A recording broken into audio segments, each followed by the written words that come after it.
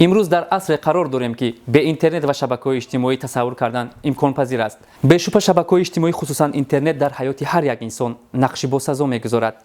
Масалан, агар солҳои қаблӣ санъаткорон ҳунари худро тариқи матбуот, газетаву радио ва журналҳо ба мардум мешиносонданд, имрӯз бошад метавонанд бемалол тариқи интернет хусусан шабакаҳои иҷтимоӣ худро муаррифгари мардум созанд. Мо хабарнигорони сомонаи оила тасмим гирифтем ки топ 10 ситораи машҳури интернет ки дар Тоҷикистон ва берун аз он шинохта ҳастанд ба шумо муаррифӣ созем. Мутаваҷҷеҳ бошед. Даҳум нафари хушбахте ки бениҳоят миёни мардҳои сароянда шинохта ва маҳбуб аст, медонед кист?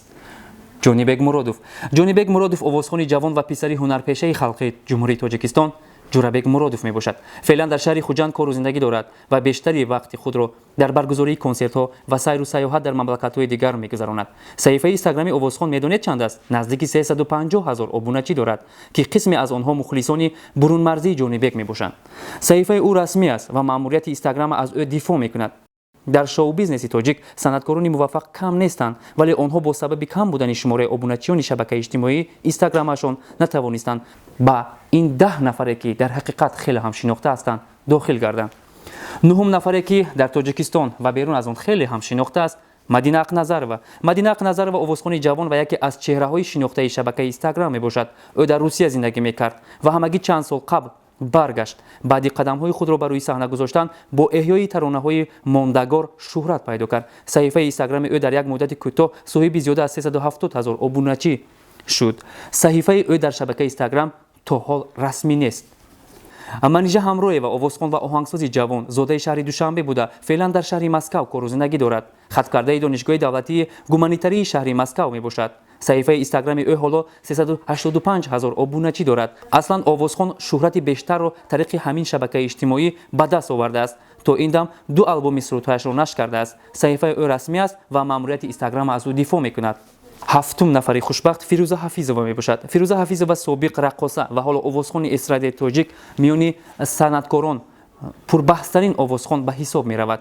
ҳар як суруду намоҳанги ӯ шӯреро миёни мардум мебарангезад. ягона нафарест ки ба шарҳҳои обуначиёнаш ҷавоб дода ба овозаву ҳангомаҳо вокуниш нишон медиҳад. ҳоло саҳифаи инстаграми ӯ наздики 390 000 обуначӣ дорад. фирӯза зодаи шаҳри бохтар собиқ қурғонтепа буда соҳиби 2 духтарча аст. саҳифаи ӯ дар шабакаи инстаграма то ҳол расмӣ нест. шашум нафари хушбахт ки дар инстаграма хеле ҳам машҳур аст Сафина Ғоибова мебошад. Сафина Ғоибова модели ҷавон иштирокчии озмунҳои зебоии дохилу хориҷ мебошад.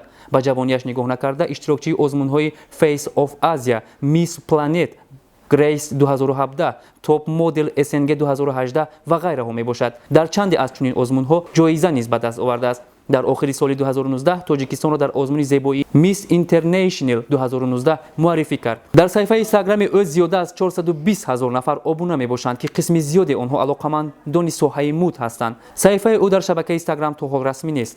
панҷум нафари хушбахт ки хеле ҳам шумо нағз мешиносед, дӯсташ медоред, Сабринаи Назрӣ мебошад. Сабринаи Назрӣ собиқ ровии телевизион, блогер, модел ва ҳунарпешаи тоҷик буда яке аз чеҳраҳои шинохтаи шабакаи иҷтимоӣ мебошад. чанде пеш саҳифаи инстаграми худро ки яке аз манбаъҳои даромадаш мебошад бо сабабҳои номаълум аз даст дод ва хушбахтона бо кӯшиши зиёд дубора онро барқарор кард.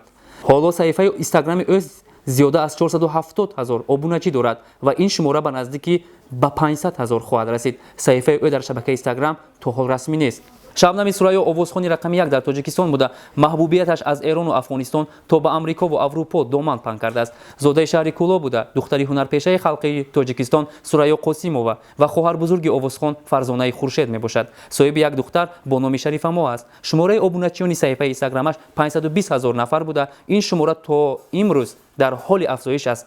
саҳифаи ӯ расмӣ аст ва маъмурияти инстаграм аз ӯ дифоъ мекунад. сеюм нафари хушбахт ки дар Тоҷикистон ва хусусан дар давлатҳои форсизабон хеле ҳам дӯсташ медоранд Зулайхо Маҳмадшоева мебошад. Зулайхо Маҳмадшоева овозхони ҷавони эстрадаи тоҷик ки ӯро дар хориҷ аз кишвар бо тахаллузи Зузу мешиносанд. Зузу номи яке аз сурудҳои овозхон мебошад ва аз рӯи нақли худаш ӯро дар кӯдаки аҳли оила Зузу низ мегуфтанд. зодаи ноҳияи Фархор буда соҳиби 2 писар мебошад. бештар сурудҳояш халқӣ ва тӯёна аст. шумораи обуначиёнаш дар шабакаи инстаграма зиёда аз 570000 нафар мебошад. саҳифаи ӯ дар шабакаи Инстаграм то ҳол расмӣ ба қайд гирифта нашудааст. дуюм нафари хушбахт дар Тоҷикистон Меҳрнигори Рустам ба ҳисоб меравад. Меҳрнигори Рустам овозхон ва оҳангсози ҷавони тоҷик ки аз синни 5-солагӣ дар саҳнаи тоҷик ҳунарнамоӣ мекунад. саҳифаи Инстаграмаш зиёда аз 605000 обуначӣ дорад ки на ҳамаи онҳо тоҷиканд. аз Ҳиндустон, Амрико, Русия, Эрон ва дигар кишварҳо низ меҳрнигору мухлисӣ ва сурудҳояшро гӯш мекунанд. ӯ донандаи 4-5 забон буда дар саҳифаи Инстаграмаш низ бо 3 забон тоҷикӣ, русӣ ва англисӣ расму наворҳояшро пахш мекунад. саҳифаи ӯ расмӣ аст ва маъмурияти Инстаграм аз ӯ дифоъ мекунад.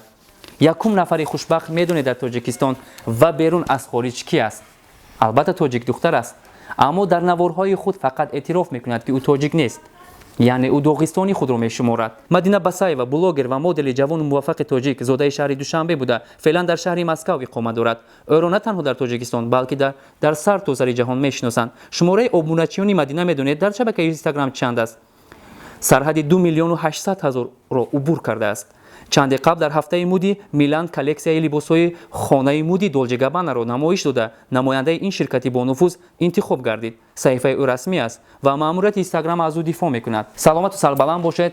инак 10 нафари хушбахт, 10 нафаре ки дар шабакаи Инстаграма ва берун аз он ва дар дигар шабакаҳои иҷтимоӣ хеле ҳам машҳур ҳастанд, мо пешниҳоди шумо намудем. Тан сиҳату хонаобод бошед.